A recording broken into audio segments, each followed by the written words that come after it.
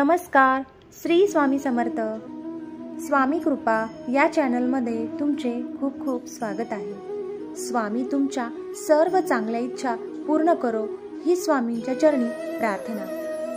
स्वामी भक्तांनो, आज मी तुम्हाला स्वामी सेवेकरांना आलेला एक सुंदर आणि दिव्य अनुभव सांगणार आहे, तो देखील त्या ताईंच्या शब्दात. तत्पूर्वी अनुभव ऐकण्यापूर्वी जर माझ्या चॅनलला सबस्क्राईब केलं नसेल तर सबस्क्राईब करा, म्हणजे माझ्या अनुभवांची नवनवीन व्हिडिओ तुम्हाला ऐकायला मिळतील.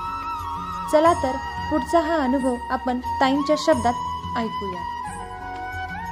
श्री स्वामी समर्थ महाराज, सद्गुरु परमपूज्य मोरे दादा व परमपूज्य गुरु माऊली यांच्या चरणी त्रिवार वंदन. माझे नाव सौ सुरेखा दीपक कपाळे, वसमत, जिल्हा हिंगोली येथील रहिवासी असून माझ्या सर्व कुटुंबियांसह स्वामी सेवा मार्गात आहे. मला आलेल्या दिव्य अनुभवांपैकी एक अनुभव कथन करीत आहे. माझ्या पतींचे काही वर्षांपूर्वी हाताच्या मनगटाचे ऑपरेशन झाले होते. ऑपरेशन व्यवस्थित पार पडले, पण डॉक्टरांनी भूल न देताच मनगटाचे हाड तात्पुरते बसवले. 22 मार्च 2024 रोजी अचानक त्यांच्या हाताचे हाड वरती आले व मनगटाला बटाटा एवढी गाठ निर्माण झाली. माझे मोठे दीर स्वतः डॉक्टर असल्यामुळे त्यांनी बरेच उपचार केले, पण त्यांचा त्रास हा तात्पुरता कमी व्हायचा आणि नंतर प्रचंड त्रास होत होता. औषधांचा असर संपला की त्यांच्या हाताला खूप कळ लागायची, हात खूप जास्त प्रमाणात दुखायचा. त्यामुळे आम्ही अस्थिरोग तज्ज्ञ डॉक्टरांचा सल्ला घेण्याचे ठरवले. तिथे गेल्यानंतर समजले की दुखापत ही खूप जुनी आहे आणि गाठ काढून टाकायची असेल तर ऑपरेशन करावे लागेल. परंतु ऑपरेशन यशस्वी होईलच अशी खात्री डॉक्टर देत नव्हते. असे ऐकून आम्हा सर्वांना खूप मोठा धक्का बसला. औषधोपचार चालूच होते, पण त्रास मात्र कमी होत नव्हता. खूप प्रचंड वेदना माझ्या पतींना होत होत्या. मी स्वामी महाराजांना मनोमन विनंती केली, महाराज, ऑपरेशन करण्याची वेळ तुम्ही येऊन देऊ नका. माझ्या पतींचा आजार बरा करा व त्यांचे रक्षण करा. माझी विनंती महाराजांनी लगेच ऐकली व दुसऱ्याच दिवशी आमच्या घरी गुरुपीठावरून सेवेकरी आले. त्यांनी आम्हाला 1 दिवसीय श्री भैरव चंडी पाठ करण्याचा सल्ला दिला. का कुणास ठाऊक, पण मला आतून वाटत होते की आपण ही सेवा नक्की करावी. माझ्या मोठ्या जाऊबाईनेही जाण्यासाठी खूप आग्रह धरला व सगळ्यांना तयार केले.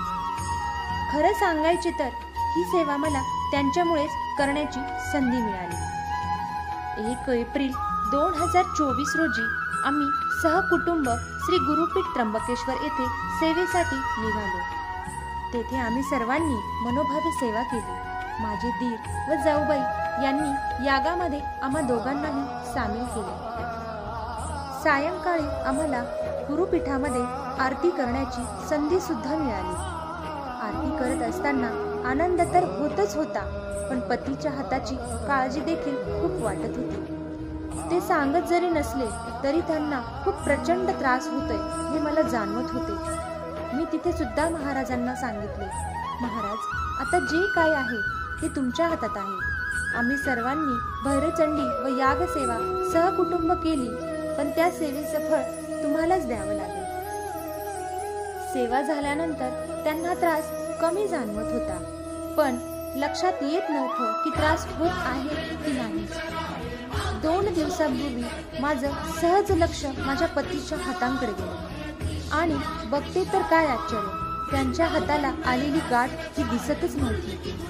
मी त्यांना विचारलं की गाठ कुठं आहे, तर त्यांना सुद्धा खूप नवल वाटले, कारण त्यांचा त्रास हा संपूर्ण कमी झालेला होता असे त्यांनी मला सांगितले. हे सर्व स्वामी महाराज व परमपूज्य गुरु माऊलींच्या आशीर्वादानेच शक्य झाले. त्यांचे आभार कसे व कोणत्या शब्दामध्ये मागू मला अजूनही सुद्धा समजत नाही. खरंच जोपर्यंत स्वामी महाराज व माऊली आपल्यासोबत आहे तोपर्यंत आपल्या सर्व अडचणी व प्रश्न ते स्वतःच सोडवतात. त्यांच्या वरदहस्त आपल्या डोक्यावर ठेवून नेहमी आपल्याला त्यांच्या छत्रछायेत घेत असतात. स्वामी अशक्य ही गोष्ट शक्य करतात याची प्रचिती ती मला तर आलीच, पण तुमच्या आमच्यासारख्या खूप स्वामी सेवेकरांना ही प्रचिती येतच असते आणि स्वामी महाराज कायम आपल्या भक्तांच्या पाठीमागे उभे राहतात। श्री स्वामी समर्थ। जय जय स्वामी समर्थ। भक्तांनो, कसा वाटला हा आजचा व्हिडिओ मला कमेंटमध्ये नक्की कळवा आणि कमेंटमध्ये श्री स्वामी समर्थ लिहायला विसरू नका। श्री स्वामी समर्थ। जय जय स्वामी।